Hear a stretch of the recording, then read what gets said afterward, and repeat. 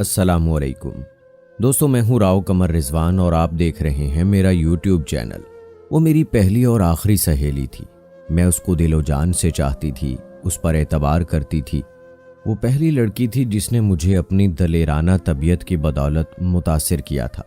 मुनज़्ज़ा ने नवी में हमारे स्कूल में दाखिला लिया और मेरी हम जमात हो गई। जल्द ही मुझे अंदाज़ा हो गया कि कम अकल नहीं है।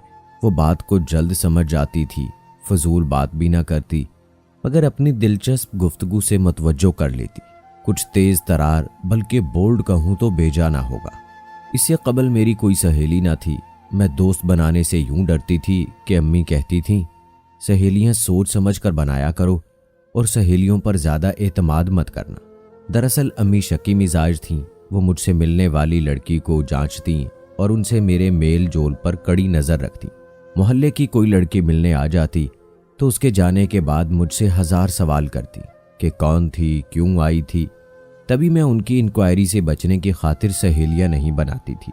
क्लास की लड़कियां एक साथ शॉपिंग को जाती, घरेलू तकरीबात में एक दूसरे को मदऊ करती और एक दूजे के घर आती जाती थीं, मगर मैं अलग थलग रहती ताकि ना राहो रस्म बढ़े और ना ये मेरे घर तक आए। लेकिन मुनज़्ज़ा से मिलते ही मैं उसके शहर में गिरफ्तार हो गई थी। जल्द ही हमारी पक्की दोस्ती हो गई और मैं अपनी माँ की सारी नसीहतें भूल गई। स्कूल से छुट्टी होते ही हम इकट्ठे चल पड़ती। हमारे घरों का रास्ता एक था। मेरा घर पहले आता, आगे वो अकेली अपने घर तक का रास्ता तय करती। काफ़ी दिनों तक अम्मी को मैंने मुनज़्ज़ा के बारे ना बताया कि मैं उस लड़की की दोस्ती को खोना ना चाहती थी। अम्मी कहती थीं कि वो जहाँ दीदा हैं, किसी लड़की को एक नज़र देखकर पहचान जाती हैं कि वो कैसी है। बस मैंने मुनज़्ज़ा को एक बार भी अपने घर आने का ना कहा, हालांकि रोज़ाना वो मेरे घर के सामने से गुजरती थी। एक दिन उसने शिकवा किया। उसके तानों के बायस बिल आखिर मुझे उस दोस्ती के रिश्ते से पर्दा उठाना ही पड़ा। अम्मी को मुनज़्ज़ा के बारे में बता दिया और कहा कि किसी दिन उसको घर ले आऊँगी, मगर हस्बे आदत माँ ने सवालात से परेशान कर दिया तो मैं रो पड़ी। अम्मी से कह दिया, माँ ये कैसा सितम है कि आप मुझको मेरी हम उम्र लड़कियों से दूर रखना चाहती हैं। किस जुर्म की सज़ा में तन्हा रहूं, जबकि मेरी कोई बहन भी नहीं है। मेरे रोने पे अम्मी का दिल नर्म हो गया। अच्छा ठीक है, तुम उसको घर ले आओ, मैं मुनज़्ज़ा को देख लूँगी। तो बेशक फिर तुम उसके घर भी चली जाना, मुझे कोई एतराज़ ना होगा। बस ज़रा मोहतात रहना। आज की सहेलियों का कुछ भरोसा नहीं। गलत किस्म की लड़की से दोस्ती हो जाए तो जिंदगी बर्बाद हो सकती है। माँ ने फिर वही बात दोहराई जिससे मैं चिढ़ती थी। मैंने सर पकड़ लिया। तभी अम्मी ने मुझको प्यार किया, मनाया और उस दिन के बाद उन्होंने मुझको फिर कभी इस बारे में कुछ ना कहा। यूं मेरी और मुनज़्ज़ा की दोस्ती बेखौफो खतर एक खास नहज पर चल निकली। फिर तो वो मेरी जिंदगी का लाजमी हिस्सा बन गई, मेरी खुशियों की साथी। अब मैं उसे अपने दिल की हर बात बता देती थी। यूं लगता कि उसकी खातिर स्कूल जाती हूं। तभी बुखार में भी छुट्टी करने को दिल ना करता। जिस रोज़ वो स्कूल ना आती मेरा दिन बहुत बुरा गुजरता, और जिस रोज़ किसी वजह से मुझको छुट्टी करना पड़ती वो घबराकर छुट्टी के बाद मेरे घर चली आती। मुनज़्ज़ा एक गरीब घराने से ताल्लुक़ रखती थी, जबकि मेरा ताल्लुक़ एक खाते पीते घर से था। हम एक छोटे से शहर में रहते थे। मेरे वालिद साहब की उस शहर में बहुत इज्जत थी। वो एक शरीफ आदमी थे, किसी से तलख बात न करते, कभी किसी से झगड़ते न थे। हमको खुश और आसूदा हाल देखने के लिए दिन रात मेहनत में मगन रहते। तभी हमारा घर सुकून का गहवारा था। लेकिन इस पुरसुकून घर पर बिजली गिराई भी तो किसने? वही जो मेरी पहली और आखिरी दोस्त बनी थी और जिसका नाम मुनज़्ज़ा था। हमने मैट्रिक के बाद इकट्ठे कॉलेज में दाखिला ले लिया। एक दिन मैं कॉलेज जाने के लिए निकली तो दरवाजे पर मुनज़्ज़ा मिल गई। वो रोज़ ही मेरे घर के दरवाजे पर दस्तक देती थी और मैं उसके साथ कॉलेज चली जाती थी। उस रोज़ उसको आने में ज़रा देर हुई तो मैं कॉलेज जाने को निकल पड़ी। तभी मटभेड़ हो गई। वो बोली, आज अकेली ही चल दी। मैं समझी तुम आज नहीं जा रही। आने में इतनी देर जो कर दी, इंतज़ार तो करती। अपनी तरफ से समझ लिया। उसने शिकवा किया। खैर हम सब मामूल की बातें करती कॉलेज पहुंच गई। तीसरा पीरियड फ्री था, सोचा कैंटीन जाकर कुछ लेते हैं। हमने चाय पी और जब मैंने बिल अदा करने को बैग खोला तो उसमें एक लिफाफा रखा देखा। निकाला तो कुछ भारी लगा। मैंने उसे बैग में वापस डाल दिया कि बाद में देखूंगी। बिल अदा करके हम क्लास में आ गए। जब पीरियड खत्म हुआ तो मैं जल्दी से बाहर निकली और ग्राउंड के एक कोने में बैठ गई। बैग से लिफाफा निकाल कर खोला तो एक खत और एक लड़के की तस्वीर निकली। हैरान रह गई कि ये लिफाफा मेरे बैग में कहाँ से आ गया है। खैर, मैंने खत को पढ़ना शुरू किया। जूं जूं इबारत को पढ़ती जाती थी, हैरत में इजाफा होता जाता था। इसी दौरान मुनज़्ज़ा मुझको तलाश करती हुई वहां आ गई और मुझे परेशान देखकर बोली, नीलो क्या बात है, क्यों परेशान हो? तभी मैंने खत और तस्वीर सामने कर दी कि खुदा जाने ये किसका खत और फोटो है। लेकिन हैरत की बात यह है कि ये मेरे बैग में से निकले हैं। इस पर वो कहने लगी, अच्छा तो तुमने किसी से नाता जोड़ लिया है? नहीं मुनज़्ज़ा, मैंने किसी से नाता नहीं जोड़ा है, बल्कि मैं तो परेशान हूं कि आखिर ये है कौन। अभी मैं और कुछ कहने वाली थी कि उसने मेरी बात काट दी। अरे ये तो वही लड़का है जो हमारे पड़ोस में रहता है, क्या तुमने इसको कभी नहीं देखा? नहीं। तभी वो गोया हुई, ये तो बहुत अच्छा और शरीफ लड़का है। इस पर मैंने उसको खत खोल कर दिखाया। उसमें एक दास्ताने इश्क रकम थी और मरने जीने की बातें कि मैं आप पे फिदा हूं, जब से तुमको देखा है मेरे दिल का चैन मिट गया है, शादी करके आपके साथ एक अच्छी जिंदगी गुजारना चाहता हूं।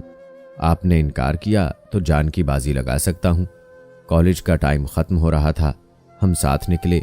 जब मेरा घर आया तो दरवाजे पर रुककर मुनज़्ज़ा ने खुदा हाफिज किया। इधर उधर देखा जैसे किसी को ढूंढ रही हो, फिर आगे चली गई। यकायक मेरे जहन में ख्याल आया, कहीं ये खत इसी ने तो मेरे बैग में नहीं रखा। क्लास में वही मेरे साथ होती थी। अगले लम्हे मैंने इस ख्याल को झटक दिया। अपनी इतनी अच्छी सहेली पर ऐसी बदगुमानी से खुद मुझको तकलीफ महसूस होने लगी थी। घर आकर बहुत बेदिली से मैंने खाना खाया। मेरा मूड अच्छा ना था कि कमरे में अम्मी ने आकर कहा, नीलोफर आज शाम कुछ मेहमान आ रहे हैं, चाय के साथ कुछ कबाब भी तैयार कर लेना। मैंने उसी वक्त किचन जाकर कबाब तैयार करके रख दिए। जब मेहमान आ गए, अम्मी ने कहा कि चाय लेकर आओ।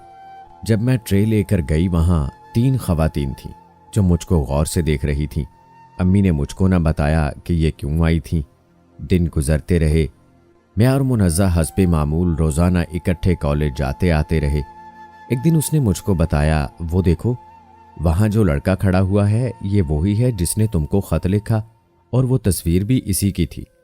मैंने गौर से देखा, वाकई वही तस्वीर वाला ही था। वो अपनी तस्वीर जैसा खूबसूरत था। हमारे कॉलेज के गेट से थोड़े फासले पर खड़ा था और उसकी तवज्जो हमारी तरफ थी।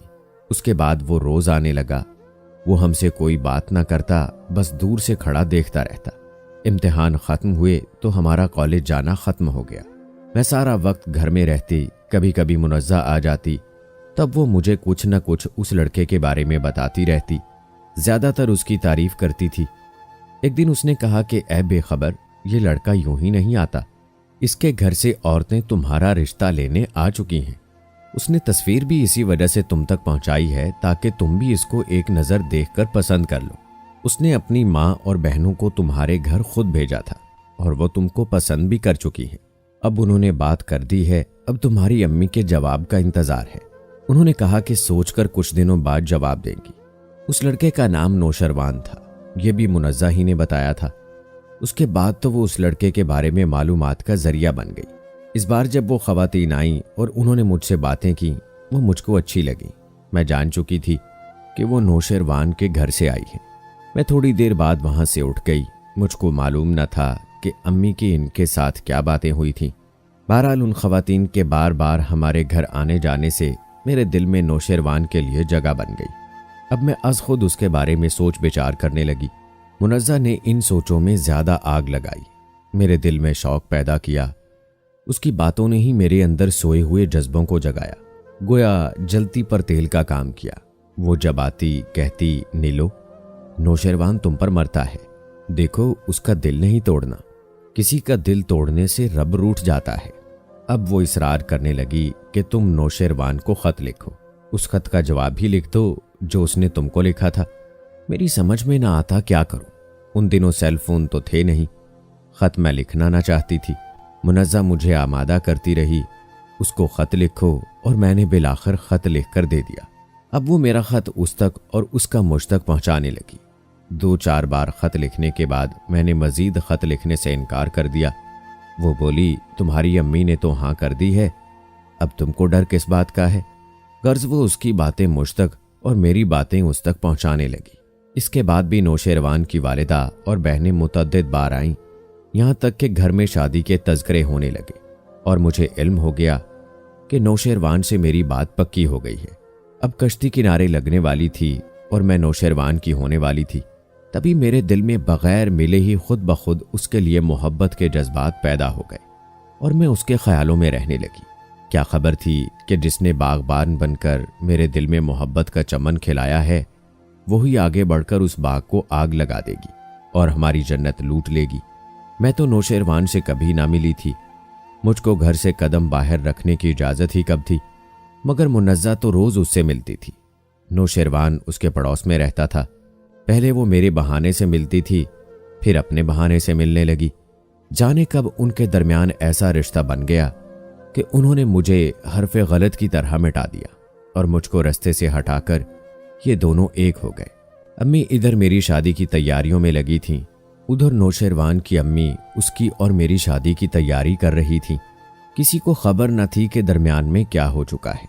जिसने खुद अपने घर वालों को मेरे घर रिश्ते के लिए भेजा, उसने खुद इनकार भी कर दिया। नौशेरवान की वालिदा और बहन इतनी शर्मिंदा हुई कि हमारे घर ये बताने भी ना आईं कि उनके लड़के ने तुम्हारी लड़की से शादी से इनकार कर दिया है। एक दिन जब मैं अपने दुपट्टे पर गोटा टांक रही थी, मेरी दोस्त हंसती मुस्कुराती आई और पूछा, क्यों दुपट्टे पर गोटा टांक रही हो? कब शादी हो रही है तुम्हारी? मैं समझी कि वो मुझे मुबारकबाद देने आई है। मुझको क्या खबर कि वो मेरे अरमानों पर बिजलियां गिराने आ गई है। जितनी देर बैठी रही, इधर उधर की बातें करती रही, लेकिन उसने मुझे नौशेरवान के नाम से नहीं छेड़ा, जबकि मैं मुंतज़िर थी कि वो उसका जिक्र करेगी, उसका कोई पैगाम देगी, लेकिन उसने नौशेरवान का नाम तक ना लिया। मैंने बहाने से उसको वो जोड़े दिखाए जो अम्मी ने मेरे जहेज़ के लिए ख़रीदे थे।